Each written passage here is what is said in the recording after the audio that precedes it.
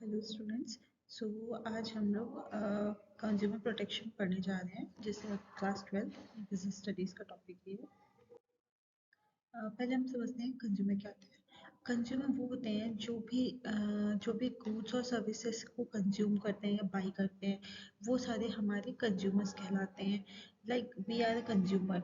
अगर हम किसी शॉप पे जाते हैं, हम उनसे कोई भी सर्विसेज, लाइक अगर आप किसी बेकरी शॉप पे जाते हो और वहाँ से आप अपने लिए केक बाई करते हो, पेस्ट्री बाई करते हो, तो हम उनसे सर्विसेज ले रहे हैं, तो वी आर कंज्यूमर। एंड वो हमें सर्विस दे रहे हैं, तो से they are sellers. Okay. Next, what is the meaning of consumer protection? Consumer protection refers to safeguarding consumer from manufacturer or seller that engage in anti-consumer trade activities. As we are consumer, it's very necessary that हमारे लिए protections भी हो, क्योंकि बहुत mean fair activities होती हैं, unfair activities होती हैं, जिसकी वजह से जो consumers को बहुत सारी problems होती है। Like examples के लिए हम ले सकते हैं, like weight लिखा होता है 200 ग्राम्स एंड वो 100 ही ग्राम होता है, या फिर माल प्रैक्टिसेस अलग अलग होती है, प्रोडक्ट की क्वालिटी ख़राब होती है और वो बेस्ट क्वालिटी दिखा के कंज्यूमर्स को दिया जाता है। तो इसीलिए कंज्यूमर प्रोटेक्शन कंज्यूमर्स के लिए बहुत ज़रूरी होता है। इसलिए गवर्नमेंट ने 2019 में इसको रिन्यूएट किया था, ऑल्दो ये आया 1986 में था। पहले अर्लियर अप्रोचेस में the previous approach was the caveat emptor. Caveat emptor का मतलब होता है कि let the buyer be aware. जो buyer means we should be aware that अगर हम कोई प्रोडक्ट बाय कर रहे हैं, तो हमें अवेयर होना चाहिए कि ये प्रोडक्ट सही है कि नहीं। बट आज की डेट में the present approach is different. It's है कैवेट वेंडिटोर, मतलब कि वेंडर को अवेयर होना चाहिए, क्योंकि उसके खिलाफ केस किया जा सकता है बाय अ बायर। और एक बायर को भी अवेयर होना चाहिए during the buying of products.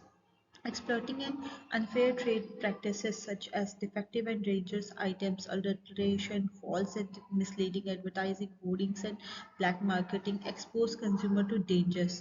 As a result, effective consumer protection against such act is required. As we already discussed कि जो unfair trade practices होती थी और ये सब जैसे इलेक्ट्रॉनिक आइटम्स होते हैं, वो फेक प्रोडक्ट्स हैं, उसमें गलत प्रोडक्ट्स को यूज़ कर दिया जाता है, जिसकी वजह से शॉर्ट सर्किट के या फिर लो करंट लगने के चांसेस हो सकते हैं। इसीलिए और ये कंज्यूमर प्रोटेक्शन को गवर्नमेंट ने लेके आया था।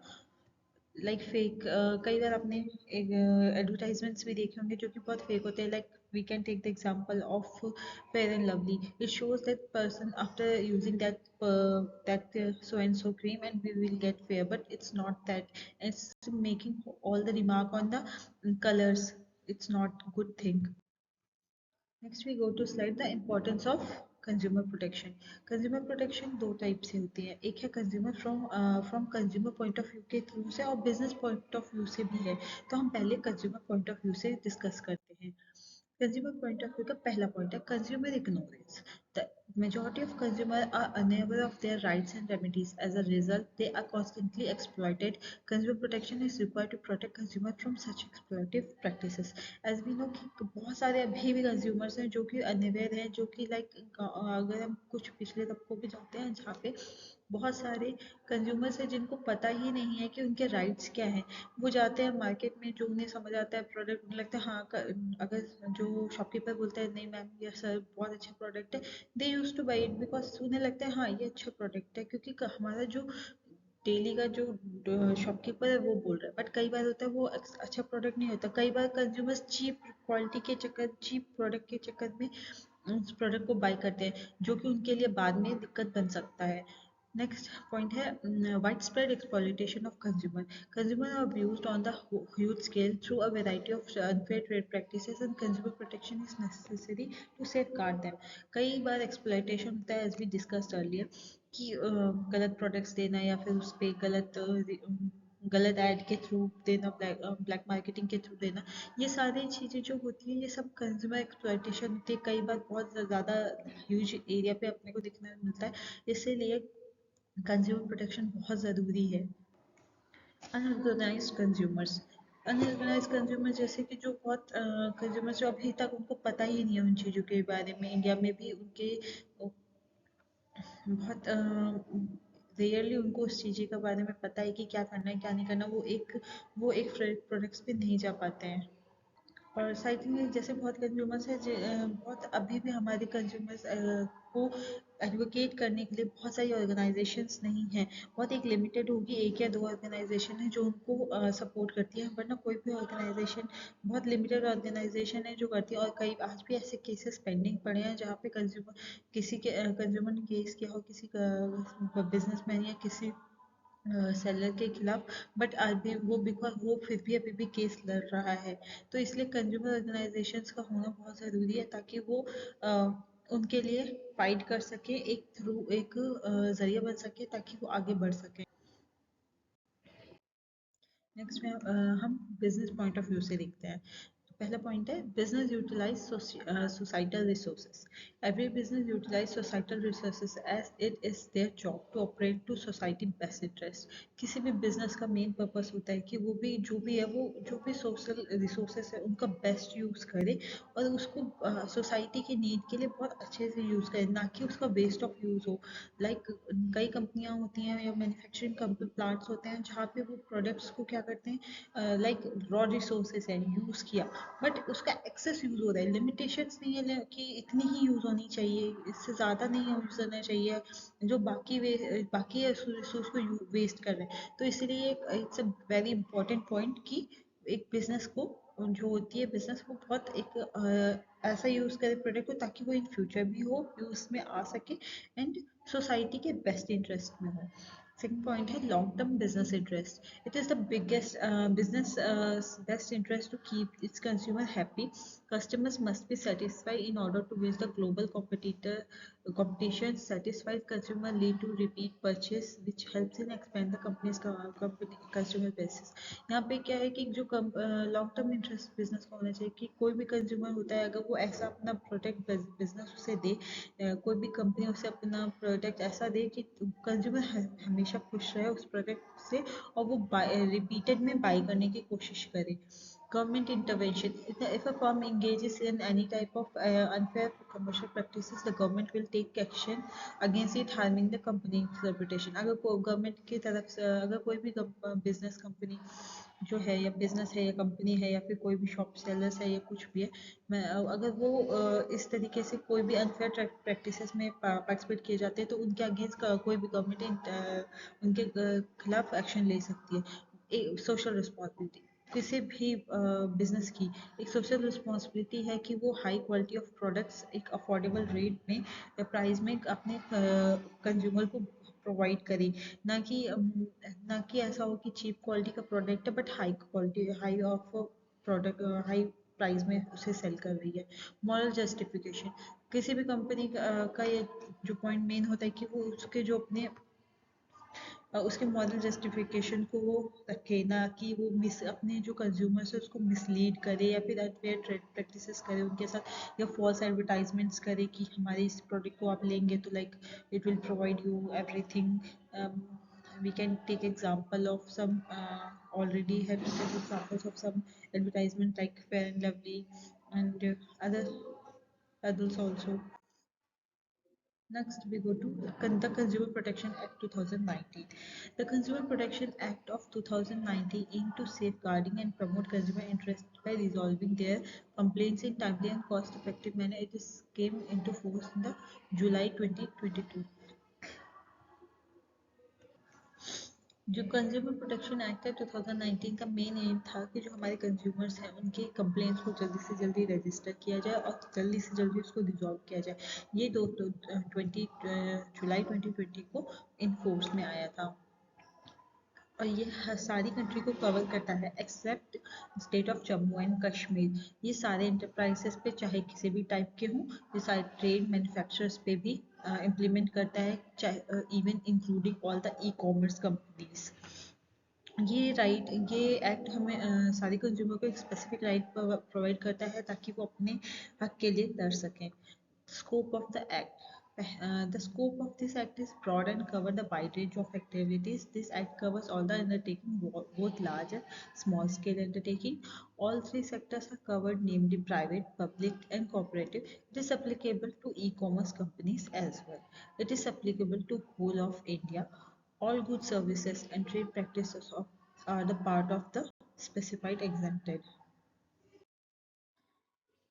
अब लीगल प्रोटेक्शन टू कंज्यूमर्स इसमें कुछ हैं जो कंज्यूमर्स के प्रोटेक्शंस हैं जो कि गवर्नमेंट के थ्रू प्रोवाइड हुए होते हैं। तो पहला है हमारा द इंडियन कॉन्ट्रैक्ट एक्ट 1872। इसके अंडर जो भी कॉन्ट्रैक्ट साइन किया जाता है पार्टीज के बीच में, एक ऐसा सर्विसेज लाइक क्या होता है कि जब दो कंपनियां या दो पार्टीज कॉन्ट्रैक्ट को साइन करती हैं बट एक उसमें से ब्रेच कर देता है उस कॉन्ट्रैक्ट को, तो वो ताकि वो ब्रेच ऑफ कॉन्ट्रैक्ट ना हो या फिर किसी को धोखाधड़ी ना हो, उसके लिए ये इंडियन कॉन्ट्रैक्ट एक्ट 1872 आया था। The sale of good act 1930, ये जो भी बायर्स हैं उनको एक प्रोटेक्शन प्रोवाइड करता है, जो कि जिसमें इसके अंदर जितने भी मेन एग्रीमेंट होते हैं वो बनते हैं इसके अंदर, सेल से रिलेटेड एग्रीमेंट्स बनते हैं।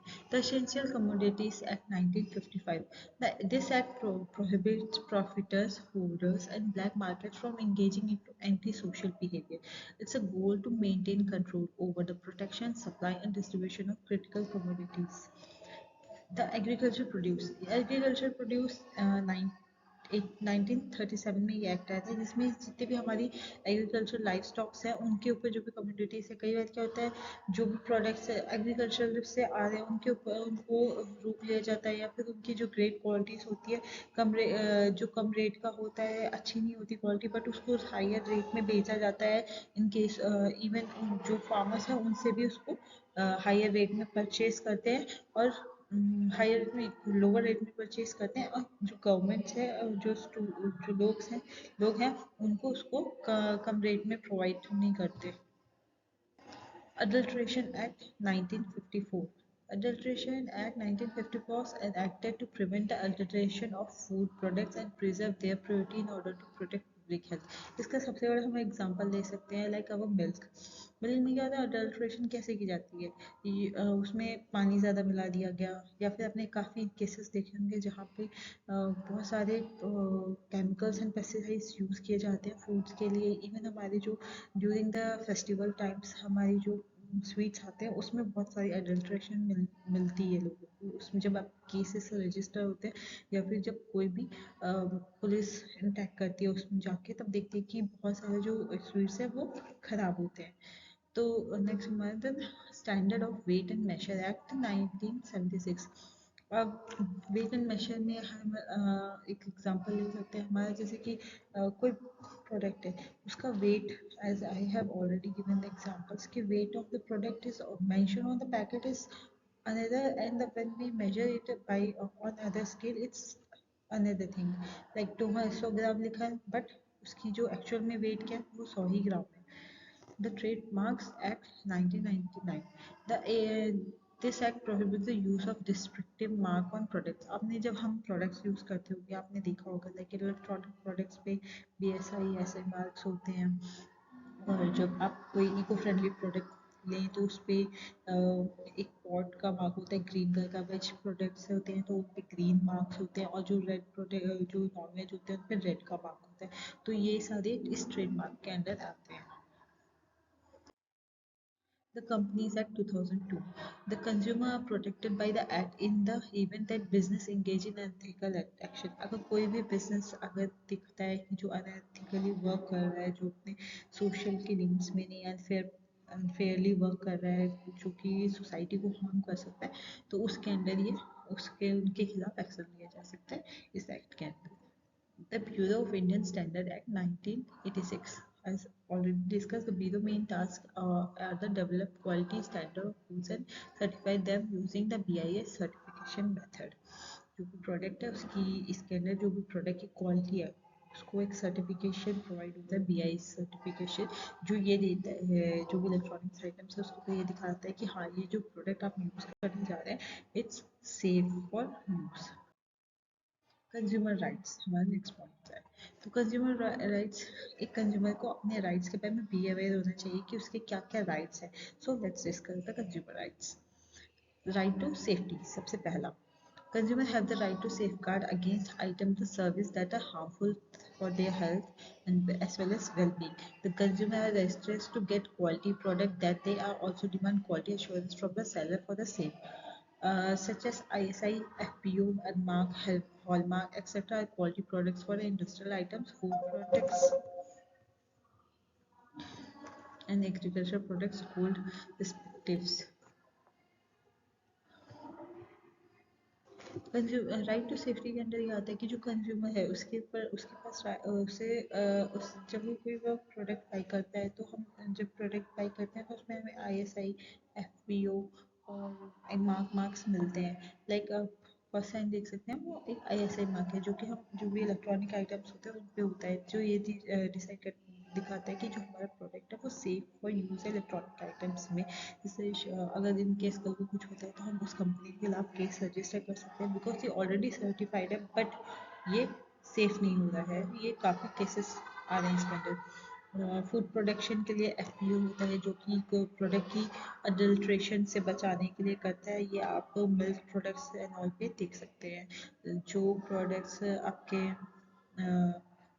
प्रोडक्ट की क्वालिटी और क्वांटिटी को बताता है। ये हमारा थर्ड जो मार्क्स है वो हॉलमार्क है, इट्स ऑन गोल्ड एंड ये जो पॉट मैंने आपको बताया था already, it's on for the eco friendly products.